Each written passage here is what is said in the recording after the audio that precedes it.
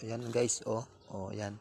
Sinubukan ko lang itusok dito yung bougainvillea sa pinagkunan namin ng saging. Ayan Pwede pala silang mabuhay dito. Ayan meron na silang mga Yan.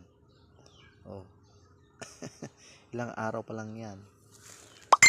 Buhay na buhay.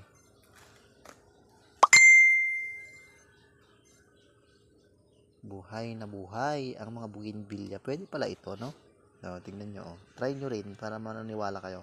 Siguro sabihin nyo kalalagay ko lang. Hindi ko kalalagay yan. Matagal na yan. Mga 1 week siguro. Yan. So, try ko lang. Pwede pala to. Mas maigi pa, no? Mas the best pa. At syempre, mas mabilis pa silang tumubo, Ang bilis. Bilis. Siguro i-update ko kayo ng mga ilang araw dito. Pag lumaki na yung kanilang mga ito.